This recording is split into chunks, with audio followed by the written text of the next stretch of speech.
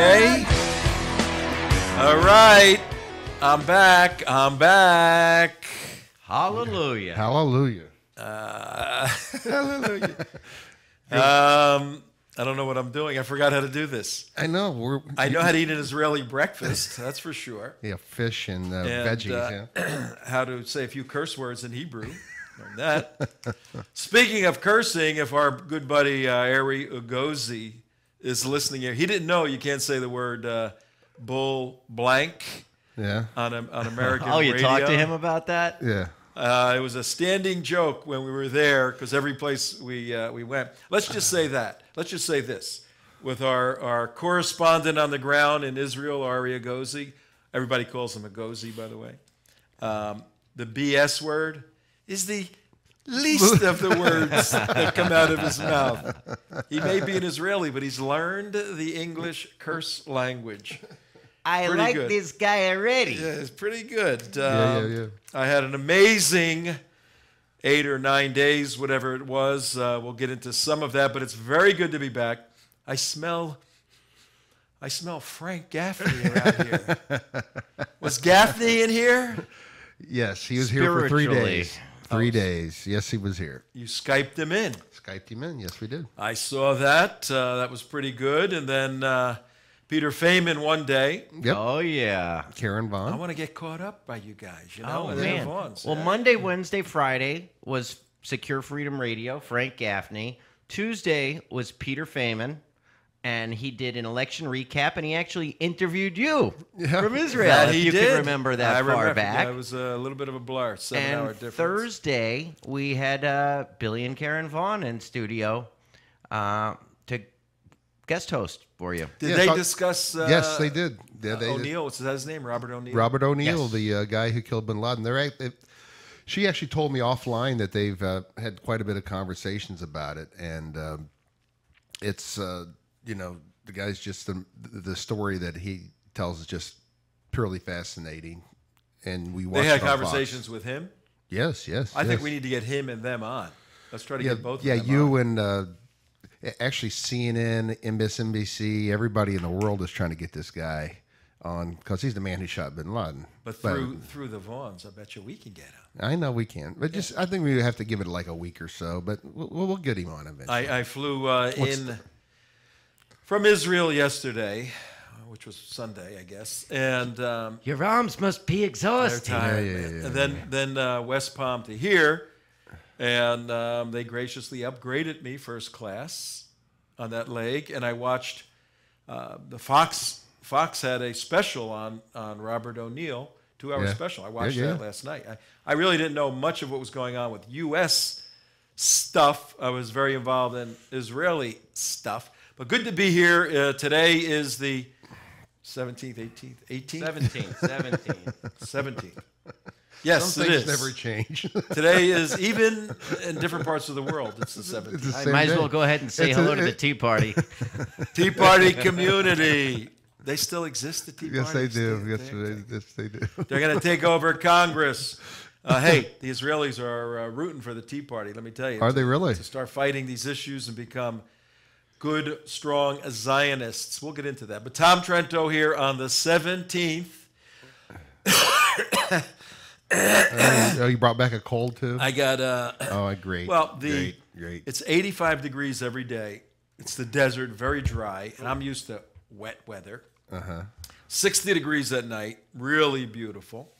And then, all the airports and all that nonsense. But the 17th, Monday, November, Yeah. 4:10 in the afternoon, 10 minutes after 4 o'clock, on sunny Boca Raton, WSBR, that's on the Right. radio dial, 740. 740 isn't the time of day we're on because you're listening to us now, it's 4:10. But 740 is the designation, the digital designation. Now, through mind telepathy, you can reach us, but don't tell anybody about that. Only a few people know That's that. right. Right. But through DirecTV, I told some of the folks in Israel, how can we About- watch your show? I said, do you have DirecTV? I don't think DirecTV is there yet. Well, Roku, they got the. I told them about Roku. They go, who, what? They don't know nothing about that stuff. Huh? So, but there's got to be a way. We got to figure it out. No, we do. Where those overseas can watch us Yes. on television. Yes. It's called YouTube. Yep, YouTube. You just go right there and go to the playlist, and you can watch the show, or go to the But live, UnitedWest.org. while we're doing it at 4 o'clock. Yeah. So all they have to do is get YouTube on their... All they got to do is go to the UnitedWest.org and play the video that's there. Or they can listen on iHeartRadio. Oh, so they can go through their computer to a website and play it that way. Pretty Or they can download the iHeartRadio app and take it with it in their car. That's listening. I'm telling them to watch us on their big screens. Well, they can They do it. do have big screens over there. I know, but if you do it on United West, you can just play it there like you would. So play did you here. guys have a good week? Did you miss me or what? Immensely. Immensely? Yes, we did. Do you have the little gift I brought back for you? It's in the other room. Would you can't like me to read go grab it? I can't read it. It's got some letters. If you can hand it to me without messing up the light, I want to read it. What, this little thing? Yeah. Give it to Damon. No, don't throw it. It's $25. It's That a little stone thing. tablet. It can't. Wood. Hand it to me. It's wood. It's Jesus wood. It's wood that You paid $25 for this? You Yes. Oh, geez. I thought they were NIS, New Israeli Shekels, Yeah. and I go 25 before $5-6. Okay, that makes sense. Then when you get to the checkout thing, they go, this is U.S. I said, oh, okay. I would have returned them. You paid $25 for that? $25 for this. There's What- something wrong with you, Trento. Gee, Well, it wasn't so much the cheap wood or the cheap engraving You said it was genuine Jesus wood. and the cheap gluing of this little piece there. It was the content. it was the content. You just had to have it. I felt that you two guys, plus the other guy out there, and then Michael, it would be good. Not that I'm saying anything. It would be good if you had this. Well, you got to tell the radio listening audience. Oh, what the this radio is. listener, zoom in on it. I'm right on it. Go We'll ahead. create. That's as far as. That's as far as I can go, man. We're creating drama on the radio side. I'm holding something in my hand that has 10, not ideas, not suggestions, but 10 commandments on it. Yes, I have the tablets that Moses himself wrote on. They're tiny, they're in wood, and it costs $25, probably made in China. But I just thought our team needs to have, thou shalt not have other gods before me. Who can tell me number 8? Number 8. Uh, That's adultery, isn't it? No. Thou shalt not steal. Steal. Is it steal? Okay. He knows that. How about number 5? That's a big one. I think that's honor thy father and mother. Oh, get out of here. He's reading it. He's reading What it. are you talking? I'm Yeah. reading it off of your tablet. 11. Number 11. The book of Hezekiah. Yes, I brought back for our team the 10 commandments, folks. So they're going to have it on their desk. And whenever they want to say or do anything, they're not going to be able to, this crew, because they're violating one of those laws right there. So we will follow the law. You know how many laws there are for the Orthodox Jewish folks to follow? Millions. 638. Wasn't it 638? It's- All the Jewish people listening going, I know that, Trento. They're trying to call up the phone. 638. Was it 500? Close. No, 600. And a 630. 3. There's a 3 in there. 636? 613. 13. Okay. But many of them have to do with the temple. So all of those they can't follow. So they only got about 150 or so that they got to follow. So But- it's a little bit smaller than the U.S. tax code. Still got to follow all this stuff, yes. No, it was a great week away. What we'll do is this for our show today, because I hear some breaking news that this terrorist here, I'm scratching his beard, and if you're that's not right. watching on theunitedwest.org or teapartycommunity.com or Breitbart TV, if you're not watching any of those places, if you're only listening, go home, go to theunitedwest.org anytime right after 4 o'clock, because that's when it goes live, the show, and watch this. Maybe not today. We have behind me That terrorist there. Nihad Awad. Nihad Awad, who we have been calling a terrorist for a long time, but now For a lot of reasons. But now, from what I understand, for one main reason, he's a terrorist. he's a terrorist. He is the head of an organization called CAIR, Council on American Islamic Relations. And one of the issues we're going to bring to you on today's show, very important for all Americans, is that this organization, CAIR, is now a designated terrorist organization. Woo-hoo. By who? That's the surprising part. By the UAE. What is the UAE? Stay tuned. We're going to tell you all about the UAE, the fact that they came out with a list of terrorist organizations, and I think they've been watching our show, Enemies of the State. Actually, you know, it's quite interesting because we've been really hammering on CAIR, and not too many other people have been hammering on the Muslim American Society like we did. We had the one where they were raising the CAIR and the MAS, well, specifically the Muslim American Society, was doing a Hamas fundraiser in Orlando. We caught it on videotape. That's your peeps. Yep, that group right there, and they're listed too on the UAE list. So at 16 minutes after, folks, we have all kinds of cool stuff for you today. I'm gonna walk you through my trip to Israel from last week. Started on Sunday, and it was an unbelievably sad day on Sunday. Went to the Gaza Strip and talked to a woman who lost her husband 1 hour before the ceasefire was signed. And I have video of all of this stuff. She actually didn't want to be on video, and we respected that, but we have video of where the mortar hit, the tree, the home. I'll fill you in on that. So we're going to walk through the week. We're going to look at this new development on CAIR. This is a developing story. This is huge. From what I understand, they're squirming like crazy, trying to have their Muslim friends in the UAE, United Arab Arabs calling Arabs terrorists. Oh, what does the world come to? Muslim Arabs, hardcore Muslim Arabs. Yeah. And it's not Shia versus Sunni. It's Sunni versus Sunni. We're going to look at that. We're going to look at some of the insanity and asinine issues that the president is dealing with this week, one of which could come out today is the immigration issue where, voila, Barack Hussein Obama, I signed the sheet of paper, 5 million Democrats come into You'll all be free. You're all free. Yeah, you're all free now, and you all vote for me. Because the king has dictated it. But we had an exciting development over the weekend where we were on the ground confronting, ironically, this organization called CAIR, Council on, not American, it should be CIR, C-I-R. CAIR, Council on Islamic Relations. That's what Marine Manny said. Remember when he was up there? He covered up the American part? Council on American Islamic Radicals. We got so much stuff. Racist or whatever. But, Damon, from what I understand, you hit the road running, got some folks together, and then this happened in Fort Lauderdale over the weekend, folks. Check it out. 1.5 miles from the beach. Americans have no idea who's meeting here tonight. These are the people that have the Muslim Brotherhood backing to try and take away our freedoms in this country and impose Sharia law. We must stand up now. We're here on a Saturday night standing up for all of you. Wake up, America. There we go. I'll fit in it. I'll lose weight to fit into this. Yeah, these are people standing out in front of the Renaissance Hotel, which says terrorist meeting here. CAIR is Hamas, protesting the CAIR Hamas fundraising rally in the hotel in Fort Lauderdale last Saturday. Here. And here's the hotel, folks. The Renaissance Hotel, downtown Fort Lauderdale, having a terrorist organization. What the hell is the matter with these people? CAIR is Hamas! CAIR is Hamas! Right. CAIR is Hamas!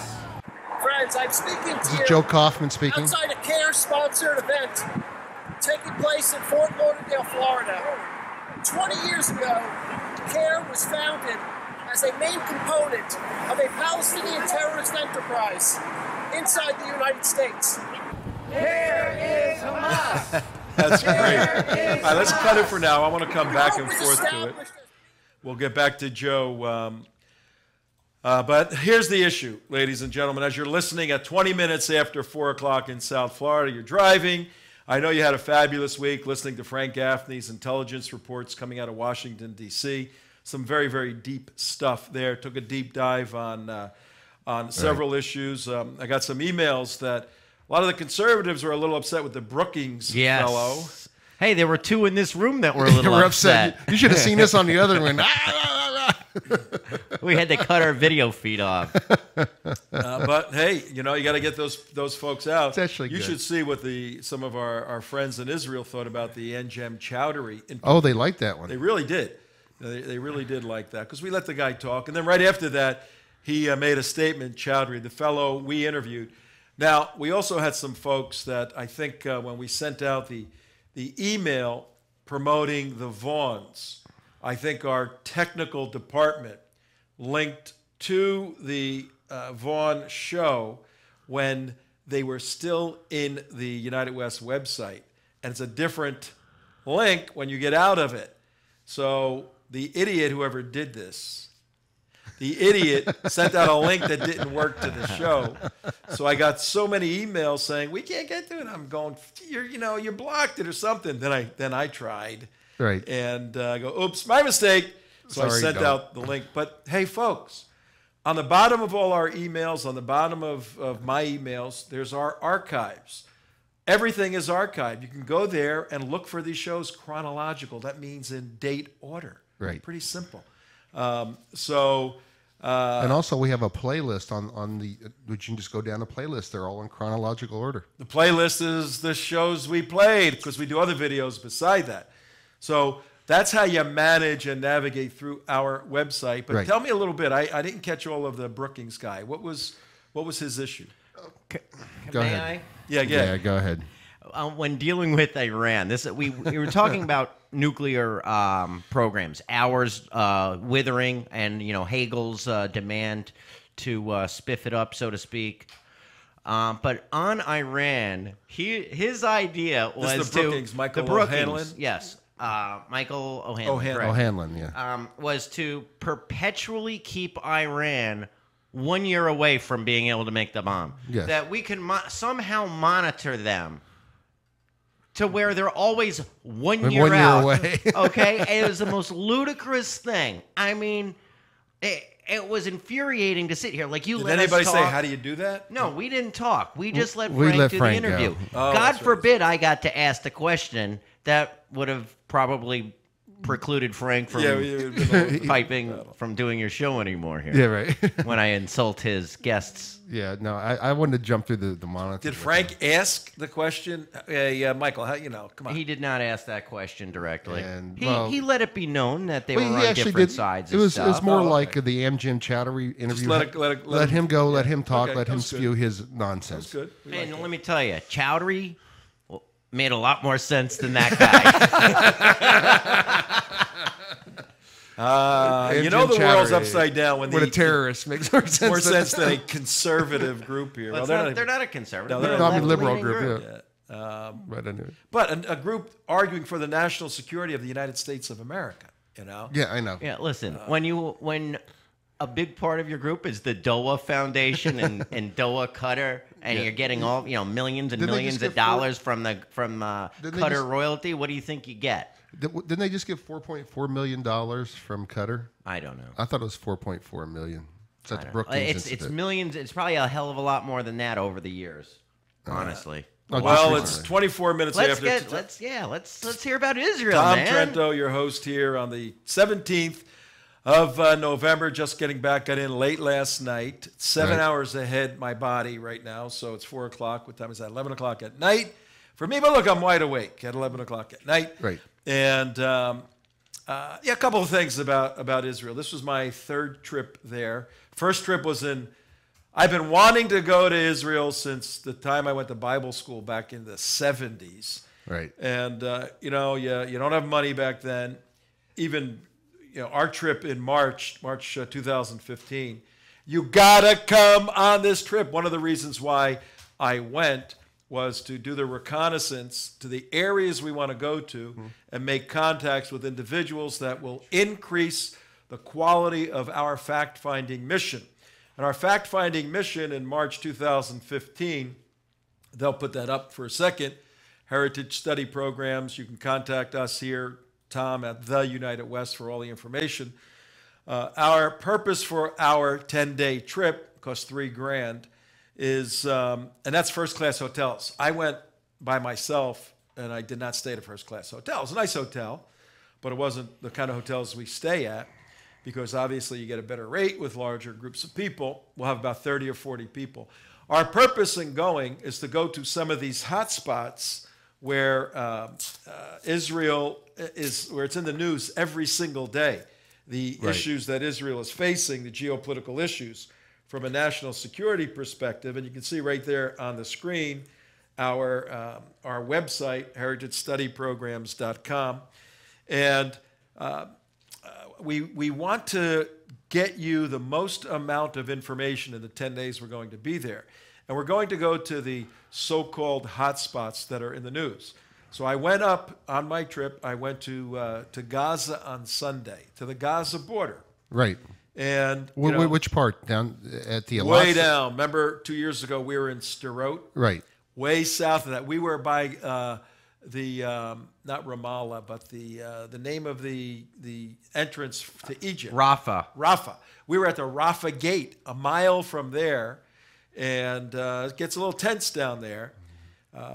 So we're at the Rafah gate. If you put a map up, where that's what I'm going to do right now. Israel on the southwestern corner, right there. Right there. That's where I was, right there. Because we were a little bit up north on the northern part, on the Gaza Strip, on top of the Gaza Strip. Sderot's right about there. Yeah. Yeah, we're looking at a cursor on my nose on the screen for 10 minutes. Did you like that? Did you notice that last week? Well, the thing about it was we were trying to figure out where it was because it wasn't on the screen and it wasn't up there. Yeah, it was the phantom cursor. We were like, where's this? We're looking at it. How's this coming up there? They Skyped me in last week from Israel, and I was watching it, and the cursor is on my nose. My nose doesn't need attention drawn to it, right? But he's got a box's nose, this guy. Yeah, it was a boxing. The cursor's on my nose, so I'm going on my computer.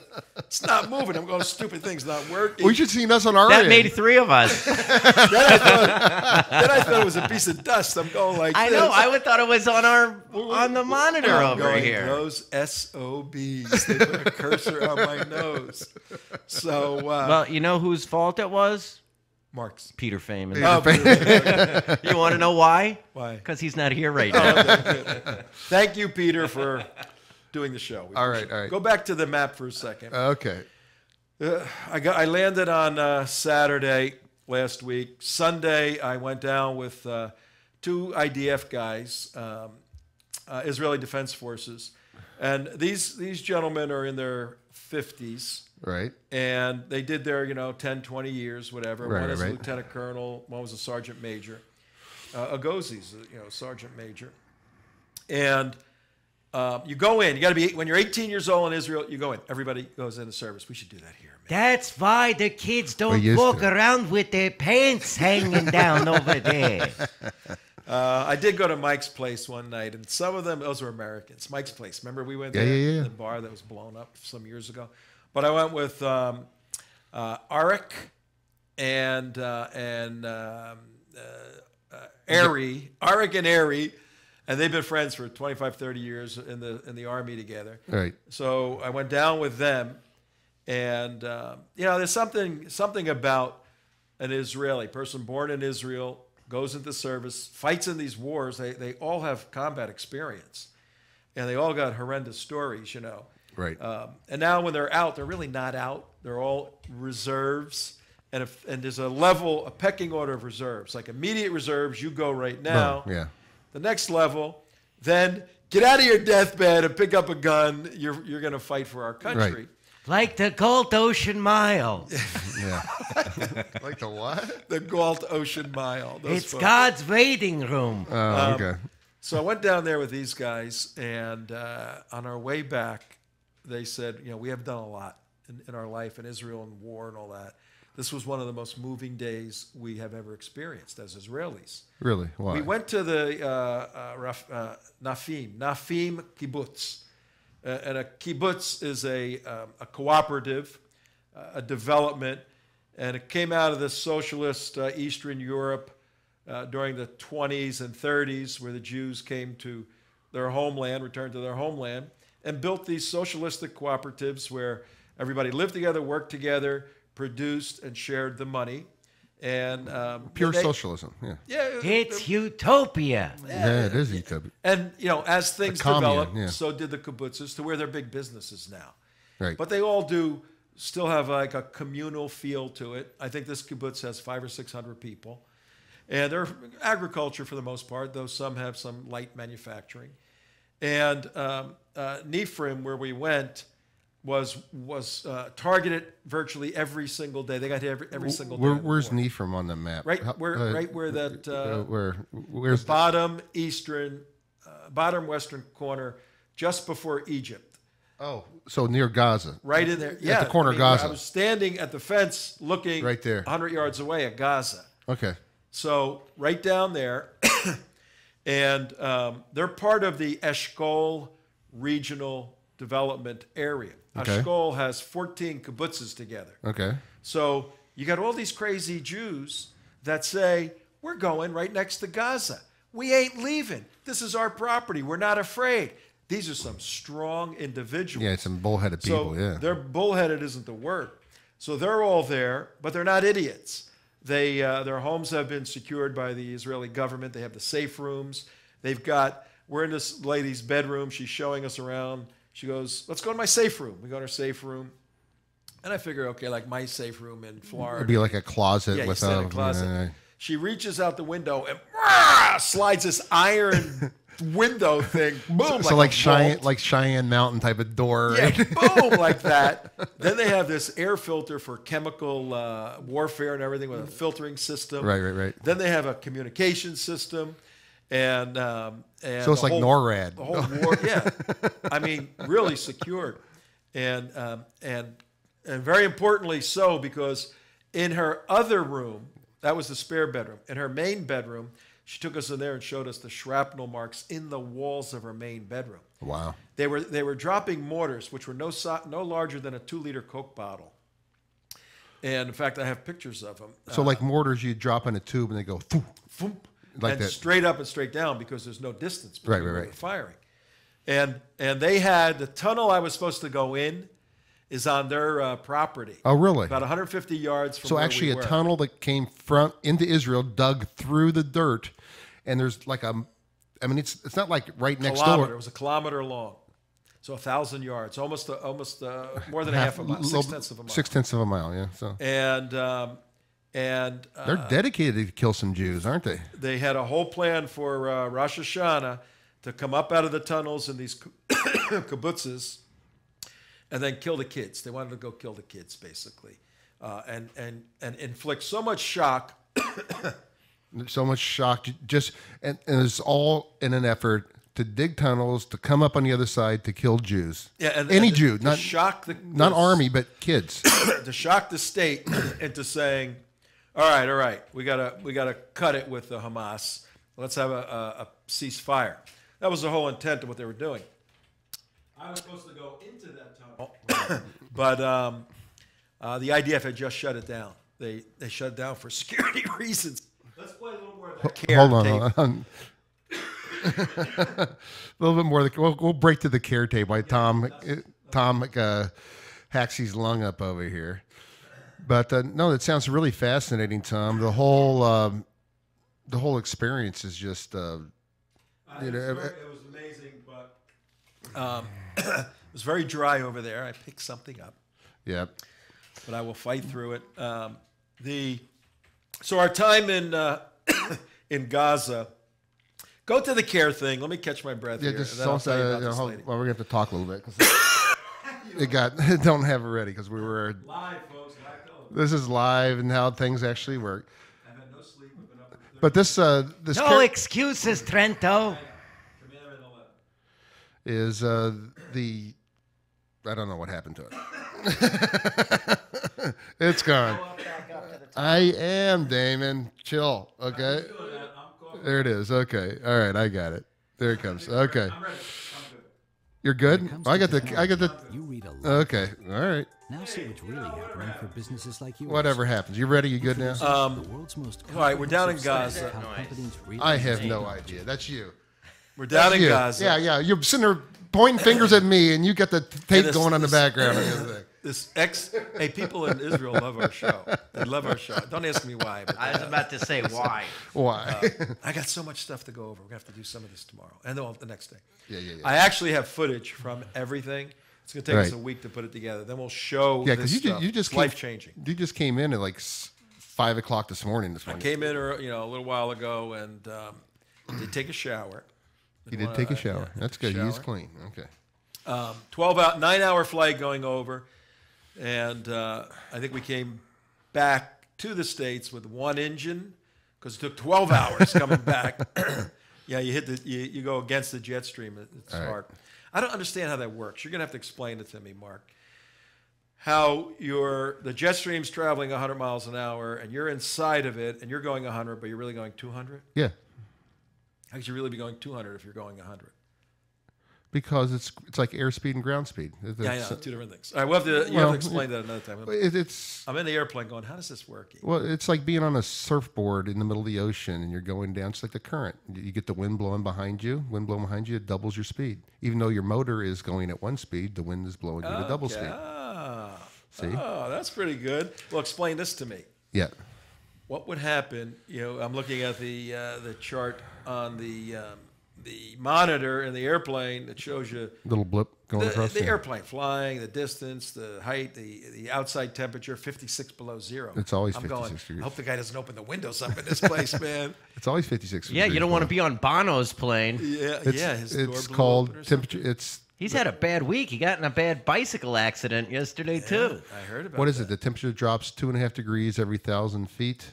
60 below zero. I'm really saying, don't open the windows. Well, that's the reason clouds form. That's your dew point up there too. And the weather report here at 37 minutes. We get back to the show. You're gone for a week, and we're talking about airspeed. I'm catching up. I missed you guys. I know. Come on. I'm talking about airplane stuff. All I did was talk to Chinese tourists. You're dying to talk to somebody. So many of them. I think China has some sort of relationship with Israel. So we're being led around Nafrim by this expatriate from Brooklyn, a New York lady from Brooklyn. Right. She's been there 30 years, though, and she's showing us around. She's showing us where the mortars fell and hit her building. And then, just serendipitously, though providentially, we walk over to the child care center. Kids are out there playing. Right. And she sees a woman, and our guide starts speaking to this woman. And the woman comes over, sunglasses on, very kind of forlorn. And they start talking. And the guide said to us, oh, my God, she's talking about this. This is the wife of Shachar, Sharhar, something like that. Shachar Melamed was his last name, 42 years old. This is the wife of the security guard on the kibbutz that was killed 1 hour before the ceasefire agreement took place, ending all the hostilities. And what had happened was they had been undergoing constant assault, several either Qassam missiles, we saw those about 6 feet, about 8 inches in diameter, or mortars, these little Coke bottles. And they were getting hit with mortars because the Qassams need trajectory. Right. Well, you're only a quarter of a mile away from the launch pad in the Hamas pad in Gaza. Right. So you can't launch a Qassam rocket. It has to go up and down. The mortars go straight up and straight down. And there's no iron dome for mortars. No, there's no iron dome. They're working on iron beam. Oh, so you can laser them. But that's a whole other story. Well, yeah. So, but the Iron Dome only tracks them when looks like they're going to go into a populated area too. And so it's not like a foolproof system. And if you're launching mortars, like I said, you're wide open. That's just, they're like throwing hand grenades into someone's backyard, literally. Well, the Israelis are preparing for several wars, several different scenarios. And particularly after Operation Protective Edge, which was the war from July through August, 55 days. We covered it here extensively, put it up on Breitbart TV. As a result of that experience, and there are other war fighting experiences, not a new policy, but a continued enhanced policy is that the government tells its population, we cannot protect all of you. There's too many missiles There's too many aimed at mortar- us. Right. We are going to have to protect the infrastructure of the country, in particular, the warfighting capability of the country, the military installations, so that we can strike back brutally and end the war.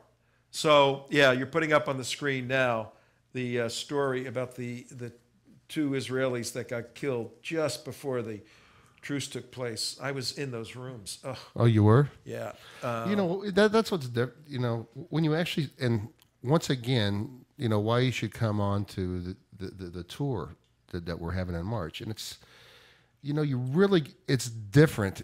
Trust me, it's totally different when you see it up close and personal, and you're actually talking to people who have been through the experience. And like Tom, he just walked through that room that you just saw on the screen there. On the screen, and it really brings it home and personal and close to you. And this is not. You could go to Israel 1,000 times. Right. This is different.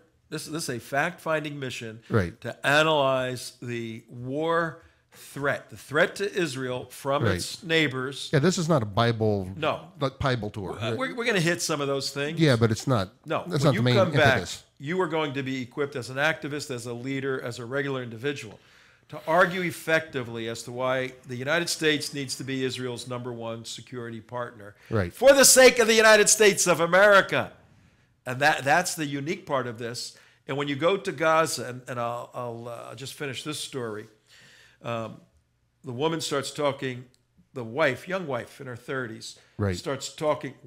Young widow in her 30s, starts talking to Adele, our guide, and Adele goes, "This is the wife of Melamed."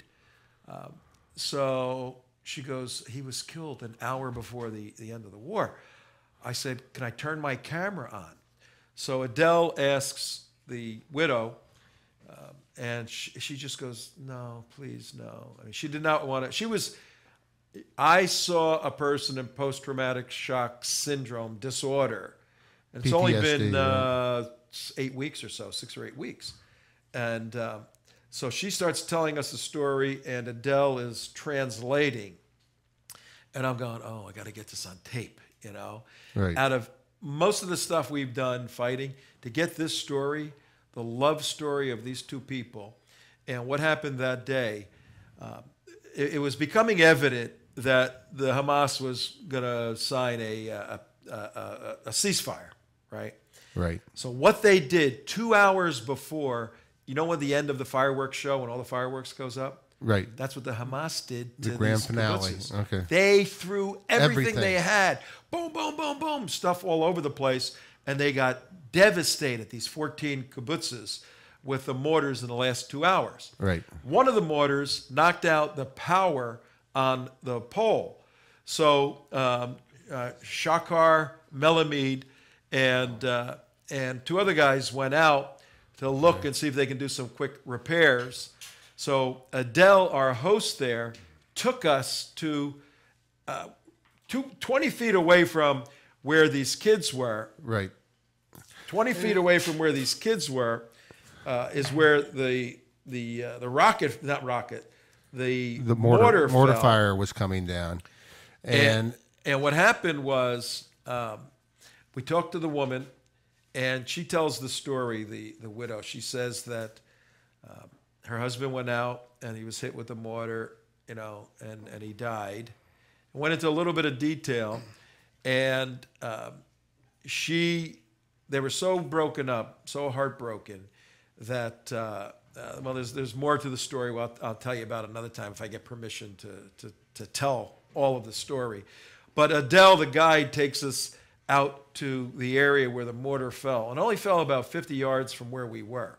Right. And that's the building they were in. You could see the building, and I have video of all of this, so we will show this. And I have video of where the mortar fell. They left the hole in the ground as sort of a memorial to them. The hole in the ground is no deeper than if you got a round pointed shovel and took 1 scoop of dirt out. Right. That's the size of the hole of the mortar, because the mortars are designed to explode with the slightest impact up and out. They go out this way with the shrapnel to kill. They use the ground to force the shrapnel out. So we looked at the tree, and the tree that's 10 feet away, and I have close-ups of this, is just scarred with all the shrapnel. And Adele had some of the shrapnel in her home, and I have pictures of the shrapnel in my hand. Wow. And one of the guys, there were 3 guys that got injured. One had both legs blown off. He survived, believe it or not. And the other 2 that were there were both died later on that day. And some of the animals that supply money and funding to those people who do that type of stuff are right here in Florida, in Fort Lauderdale, Florida, and on the UAE list. Let's go see them. And we have the we need to get back to what happened over there in. We'll make this connection. It's a beautiful connection. Yep. So now listen carefully, folks. You're going to be hearing CAIR is Hamas, Hamas terrorists, CAIR terrorists. Watch this. This weekend in Fort Lauderdale, Florida. This past weekend. Is that not correct? Well, this the is court said that you're an unindicted. Oh, I got to pause it here. We got to go back to the beginning of this. This is one of the CAIR officials that came up to us. Who is this? This is one of the CAIR officials who walked up to us. What's that? He's way back in the video here. I'm sorry. No, anyway. All right, well, let me set it up. You guys cue it up. Let me set it up. We're talking right now about my recent trip. Yesterday, I was in Israel, and last Sunday, 8 days ago, there it is. Okay. The beginning of the trip, I went with 2 former IDF officials down to the Gaza Strip outside on the Israel side. There's a fence, there's a strip of land, then other fences, probably 200 yards from Gaza. In fact, I looked through with the camera at that mosque that got hit that had the 2 big minarets with the green roof. Right. Mosque? Mm-hmm. I got great video of that mosque. And we're talking about the fact that for 50 days, this kibbutz was pounded with armament, with shells, whether Qassam rockets or mortars, from the Hamas. Where did they get that? Where did they get the rockets? Where did they get the money? Right from this guy who's walking up the street. Israel has the right. Who is this guy? This is CAIR. This is a CAIR official walking up here right now. Do we know his name? Yes. What is it? Hey, Wilfredo buddy. Ruiz. He's a How's it civil going? rights attorney. How's your terrorist fundraiser going tonight? How's your terrorist fundraiser going tonight? He's coming up here. Ruiz? What is? Hey, terrorists in the house! Thanks for visiting us. Yeah. Tell Ismail Hania we said hello. Tell Ismail Hania we said hello. Tell Nizar Hamzi we said hello. CAIR is Hamas. CAIR is Hamas. CAIR is Hamas. CAIR is Hamas. CAIR is Hamas. Now, hold it for a second. CAIR is Hamas. What we're for you folks driving in the car, Ruiz was the guy holding the camera. He came out to intimidate the protesters. Is what And they he came can't out to intimidate do. us. I mean, this is like stupid on He's top a of little punk. stupid. He's a little sissy-looking punk. He No, is. he's a former U.S. naval officer. That guy's a pretty tough guy. Ruiz? Yeah, Ruiz. Yeah. He He's looked a like a little- former U.S. naval Is officer. he even Muslim? Is that guy even Muslim? He's a convert. He's a convert? Yeah, I got a picture of him right here from when he was in the service. Let's Check see. this out. Put it up. Let's see. Yeah. Well, then he's a spy. Then He's a maybe- traitor, is what he is. No, he's he's an a- outright traitor. He's part of a, See If the he- see the Quran? Yeah, I Or- saw that- see I the saw it Quran? in He the was a bottom. Muslim back when he was in the service, and this Yep. picture is pretty old. Um, I've never seen a sailor with a picture of the Quran. I know. What the heck I know, is I that? What's good about this is I'm relating right now as our Monday catch-up. We're kind of catching up Right. here today, folks. So taking you for a little ride. An experience in Gaza where people were killed. Most of the people were killed down in the area right outside of Gaza. But we're making the factual connection between Hamas firing the rockets and the mortars. Nobody's questioning that. Right. We're making the factual connection between CAIR, Council on American Islamic Relations, the so-called Muslim civil rights group, that's baloney, or as Agozi would say, Well, that's no more. bull. Hey, no more, Tom. No more. No more. Absolutely I know. no more. I'm leading up to that. And we're making the connection that CAIR is the front group for the Hamas, Terrorist. who are terrorists. But the front group thing has been busted open by whom? By the United. United Arab Emirates, and they come in here and listed the amazing thing. They listed CAIR specifically as a terrorist organization. The Muslim United Arab Emirates, a ally of the United States, along with Al Qaeda, along with ISIL, along with ISIS, whatever you want to call them, along with all the other host dirtbag people, they listed CAIR right along with them and said they are a terrorist organization. This is big news. This is not Tom Trento. No, this is no. not Frank Gaffney. This is not you. This is a big Damon, Muslim nation. So Look go ahead. up the UAE. Let's get a little bit of. Let's just give people a little like Wikipedia info on the UAE. Well, can I just finish? Yeah, go ahead. About the UAE. The punishment for even talking with CAIR in the UAE. This is their laws and their convictions.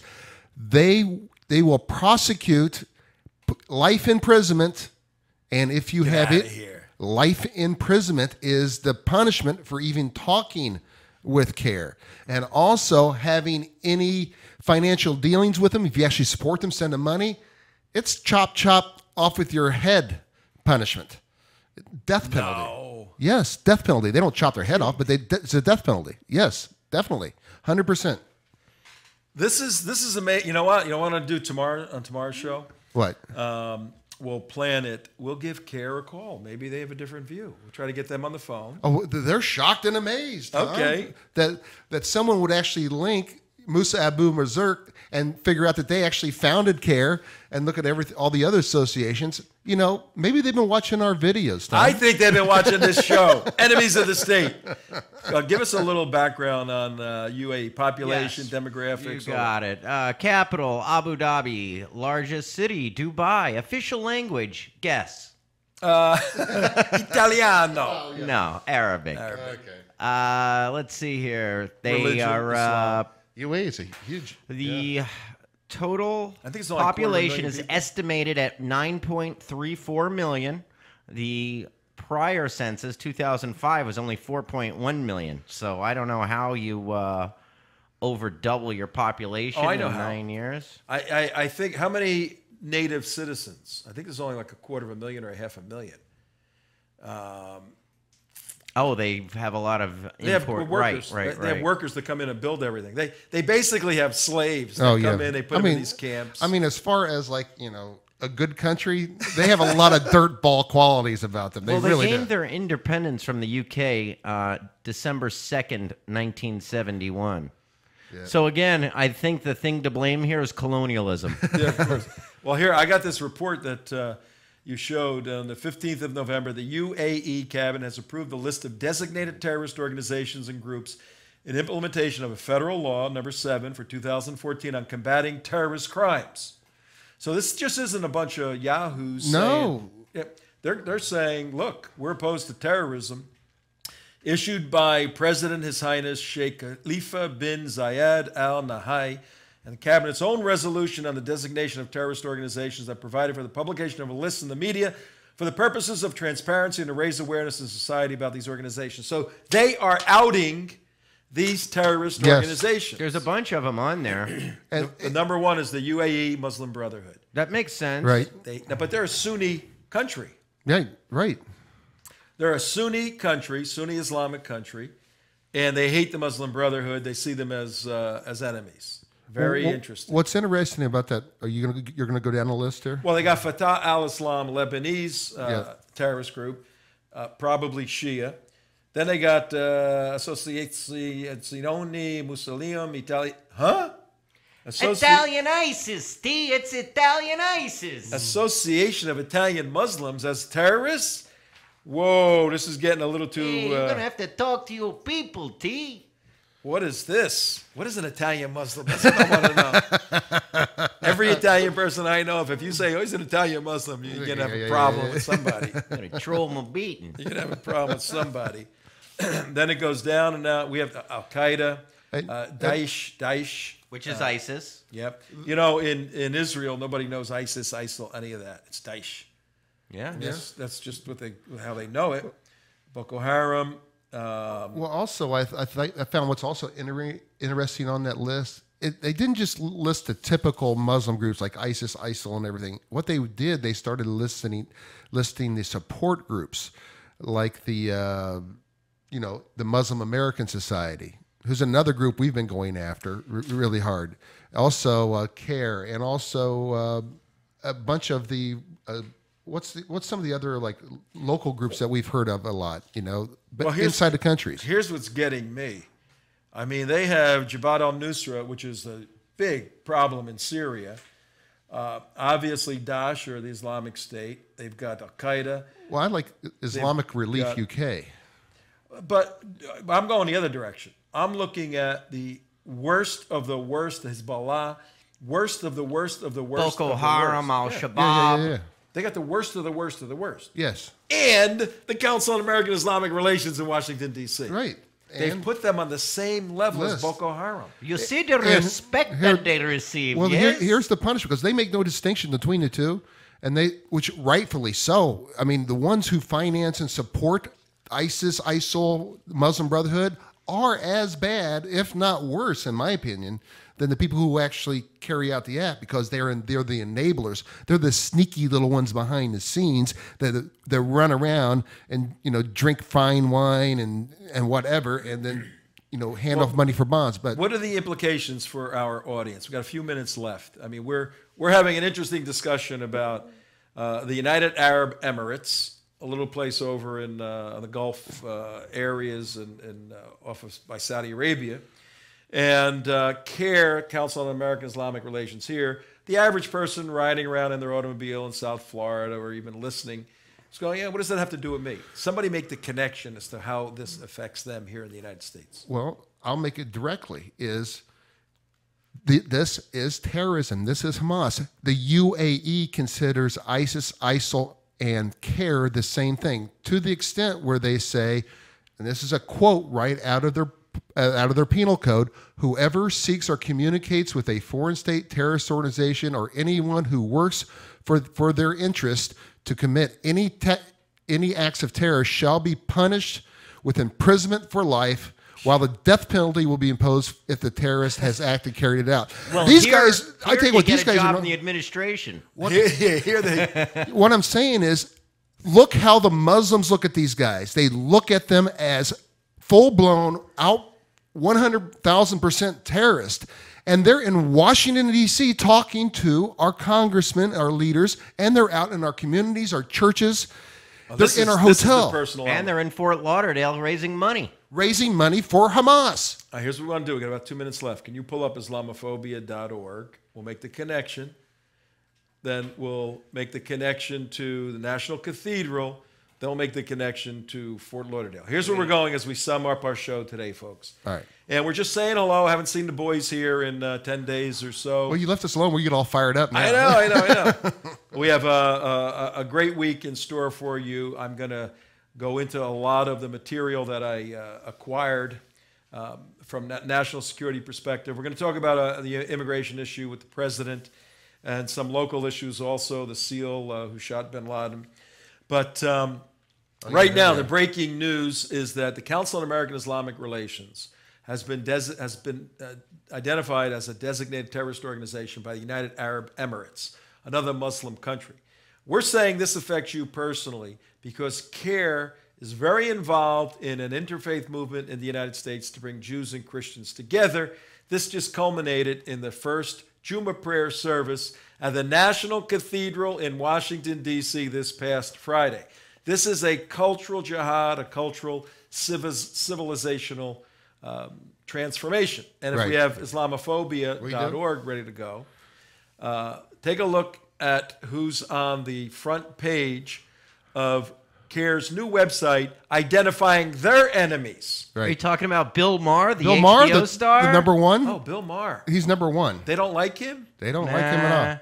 But there's a guy just below him who they rate as number two. Oh, my God. Number two on CAIR, right behind Bill Maher, number two on CAIR's Islamophobia list is none other than yours truly, this man right here. Oh, my God. And we Tom will, Trento. Congratulations, Ayatollah of Islamophobia. We will tell you, look, these people are, they're lightweights. They're scumbags, but they are. But we're going to contact them tomorrow, give them a chance to talk for themselves.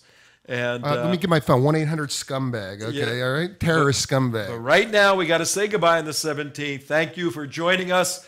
I'll be here all week, not going anyplace, but But thank your you voice again. might. My voice might. No, I'll fight it. I'll fight it off. See you tomorrow. Tom Trento saying goodbye.